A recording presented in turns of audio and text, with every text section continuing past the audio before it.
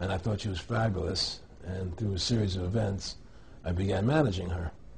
And as soon as I started managing her, her career took off like a rocket. You know, just fortuitous, I guess. And we became very, very successful. And through managing Bet, I started producing shows on Broadway where I won the Tony, and I produced a television show where I won the Emmy with Dustin Hoffman and Bet, you know, and then I produced The Rose for her, where she got Academy Award nominations. Wow. And then that led me to producing Trading Places, which everybody knows. You know, I think it's the best Eddie Murphy movie. Well, it's a good one. I don't know if it's the best, but it's a really good one. And I'm very proud I made that movie. And so in my mind, I feel as if I've made a classic comedy in Trading Places, a classic musical in The Rose, and a classic documentary in Freedom to Fascism. You know, so I'm very proud of my work that I've done as a filmmaker. Back in the late 80s, I was a pretty big silver trader and gold trader. And I don't think I've ever told this story on tape before. I was a pretty big silver and gold trader. And I always paid my taxes, and I took what was a legal tax deduction on my silver trades. And a few years later, I think it was 88 or 89 or something, the IRS claimed that what I did, and other people did as well, was now illegal. We couldn't do it anymore. But they made it retroactive. I said, what do you mean retroactive? It was legal then. I did what was legal. I said, yeah, but it's now we're making it illegal retroactively. And that's not good. So you owe us $600,000 or $800,000. For what? It was legal. How could you make something retroactive? Change the law backwards in time. It makes no sense. Well, we're doing it.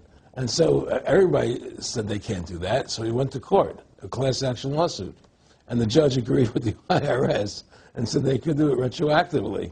And that's when I knew that there was something wrong in America with the IRS and the system here, you know. Aaron, you were telling me this story last night, and before you even finished saying, in the late 80s, the tax law, I said retroactive. And I knew that because they literally ruined my dad, but he paid. He didn't know. He still thought this was America. And it was legal tax law, what you're supposed to do. They said retroactively you owe, and with not just retroactive, but they said you also have penalties and interest. That's right. So how do you have penalties and interest on something when they retroactively change the law? Well, first of all, they can't retroactively. How can you do anything retroactively? Penalties and interest are a farce. The whole thing, because they do whatever they want to do. And that's when I realized America is not America. It's not the land that I was taught it was. Because they can do whatever they wish to do. And there's nothing the citizen can do about it. Now, you've made America Freedom to Fascism. I want to walk through that film, and I want to encourage everybody out there to get a copy of it on DVD. It was also in theaters around the country, and I think the best film out there on the Federal Reserve and the IRS and the whole banker scam, and I want to discuss that with you here. But I wanted to go back a little bit to the point that we discussed last night, where you don't advise people to not pay.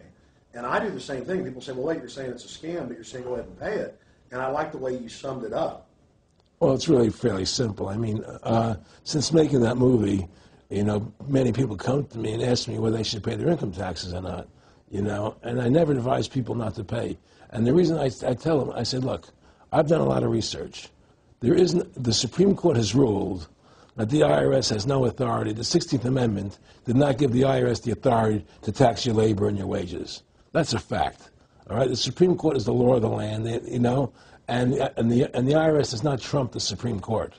However, that being the case, the fact is, if the mafia would come to you and say, we want $2,000 a month or we're going to hurt you, I would not advise you not to pay them, because you may get hurt by not paying them. Whether it's legal or not doesn't necessarily matter. You're going to get hurt if you don't. It's the same thing with the IRS. They can hurt you. They can put you in jail. They can torture you. So if you don't pay them, you may get hurt. So I never advise people not to pay. You know, I tell people, yeah, pay your taxes. Look what happened to Congressman Hansen. Yeah, Congressman Hansen's a great example. Pay your taxes. But you know what? Shut down the Federal Reserve System, and eventually you won't have to pay those taxes anymore. See, the IRS is a symptom of the problem. The real problem is the banking industry and the bankers in this country. That's where the real problem lies. That's the root of our problem. That's why we've lost America, okay? So, yeah, pay your taxes, because if you don't pay them, you might get hurt. And I've heard all the arguments, you know, what tax protesters say and so on and so forth. And I don't call them tax protesters. I call them the tax honesty movement, because they're being honest, you know, at least. But the fact of the matter is, you're being forced, you're being compelled to pay it because you're facing jail sentences, you're facing time, you're facing corruption of the courts if you don't pay, right? And so you pay it, because you just like you pay the mafia. But with the mafia, at least you have the government to call and try and help you to get past the mafia, to protect you. Here you have nobody to protect you. The American people are living in a matrix. They don't understand the truth of how things are working in this country, you know. And let me give you an example of what I'm talking about. The very fact is that if you ask 100 people on the street, what kind of government is America supposed to be? 99% of them will tell you a democracy. America is supposed to be a democracy. But that's a lie. That's an illusion. The word democracy is not written into the Constitution at one time. It's not in the Bill of Rights. It's not in the Declaration of Independence. The Founding Fathers hated the idea of a democracy. They thought it was the worst form of government there is. And I agree with them, because in a democracy, 51% of the people control 49% of the people. If you're part of the 49%, you're not free. America was founded as a constitutional republic. And in that constitutional republic that we have, 99% of the people can't take away the rights of 1%.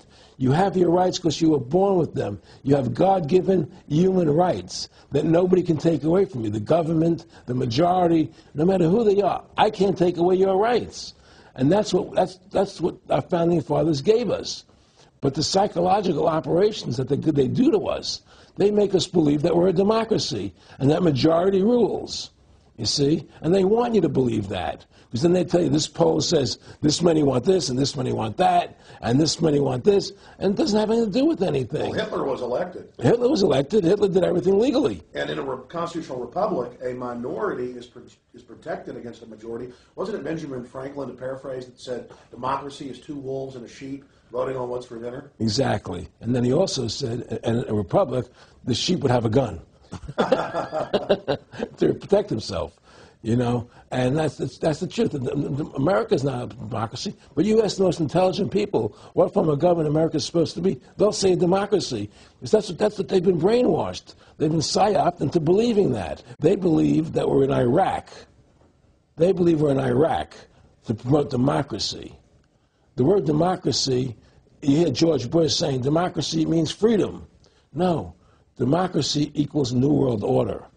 Democracy equals slavery. The word democracy is not synonymous with freedom. It's the opposite of freedom. Democracy is the worst form of government you can have because it's majority rule. And the government can tell you exactly what they want to tell you to do because the majority wants it. I don't care what the majority wants. I live my life as I choose. And if I don't commit violence, theft, or fraud against another human being, I can live my life as I wish.